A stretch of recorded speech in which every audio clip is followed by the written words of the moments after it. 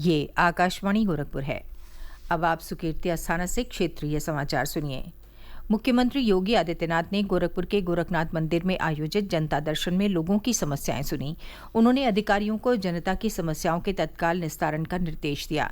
श्री योगी ने कहा कि अधिकारी पूरी गंभीरता और संवेदनशीलता से लोगों की समस्याएं सुने, साथ ही उनका त्वरित निस्तारण कराएं, जिससे किसी को भी परेशान न होना पड़े।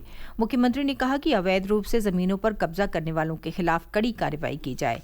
जनता दर्शन में लगभग 200 लोग अपनी समस्याएं लेकर मुख्यमंत्री के समक्ष पहुंचे थे। श्री योगी ने सभी के प्रार्थना पत्रों को संबंधित अधिकारियों को देते हुए त्वरित और संतुष्टिपरक निस्तारण का निर्देश दिया। उन्होंने भरोसा दिलाया कि सरकार हर पीड़ित की समस्या का समाधान करेगी। मुख्यमंत्री के समक्ष जनता दर्शन में कई लोग इलाज के लिए आर्थिक सहायता के आवेदन के साथ पहुंचे। श्री योगी ने उन्हें आश्वस्त किया कि सरकार इलाज में उनकी पूरी मदद करेगी। उनके प्रार्थना पत्रों को अधिकारियों को देते हुए मुख्यमंत्री ने निर्देश दिया कि इलाज से जुड़ी एस्टीमेट की प्रक्रिया को जल्दी पूरा कराकर शासन में उपलब्ध कराया जाए। साथ ही उन्होंने कहा कि हर जरूरतमंद का आयुष्मान कार्ड बनवाया जाए। राजस्व और पुलिस से जुड़े मामलों को मुख्यमंत्री ने पूरी पारदर्शिता और निष्पक्षता के साथ निस्तारित करने के निर्देश दिए। भारत की अध्यक्षता में G20 के आयोजनों के क्रम में वाराणसी में कल से 27 अगस्त तक विभिन्न देशों के चौथे संस्कृति कार्य समूह और संस्कृति मंत्रियों की बैठक का आयोजन होगा। संस्कृति मंत्रालय ने एक सोशल मीडिया पोस्ट में काशी की वैभवशाली सांस्कृतिक विरासत और संगीत तथा कला के इस बड़े केंद्र में सांस्कृतिक एकता का जश्न मनाने की जानकारी साझा की है।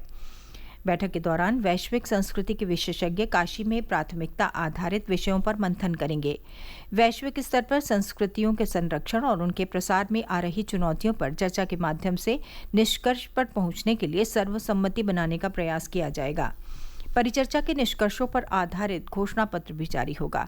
इसका उद्देश्य अधिक से अधिक लोगों तक G20 के सांस्कृतिक कार्य समूह की बैठक से प्राप्त निष्कर्षों को पहुंचाना और आपसी समझ को तैयार करना है।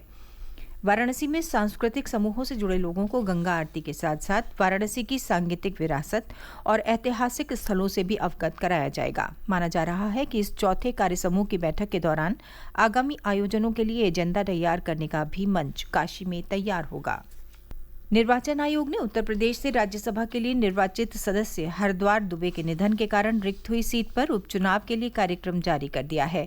इसके लिए अधिसूचना 29 अगस्त को जारी की जाएगी। उम्मीदवार 5 सितंबर तक नामांकन पत्र दाखिल कर सकेंगे। 6 सितंबर को नामांकन पत्रों की जांच की जाएगी। नाम वापसी की अंतिम तारीख 8 सितंबर होगी। मतदान और मतगणना 15 सितंबर को होगी। चंद्रयान 3 कल शाम चंद्रमा की सतह पर उतरेगा। इससे पूर्व देश भर में उत्साह का वातावरण है। चंद्रयान 3 की सफल लैंडिंग के लिए वाराणसी में लोग पूजा अर्चना कर रहे हैं। आज सिंधिया घाट पर नमामि गंगे संस्था और महर्षि वेद विद्यालय के बटुकों ने भगवान सूर्य और मां गंगा की आरती उतारकर चंद्रयान 3 की सफल लैंडिंग के लिए प्रार्थना की। हाथों में तिरंगा और चंद्रयान की तस्वीरें लिए बटुकों ने वैदिक मंत्रोच्चार के बीच बाबा विश्वनाथ से चंद्रयान 3 मिशन के सफलतापूर्वक संपन्न होने की कामना की।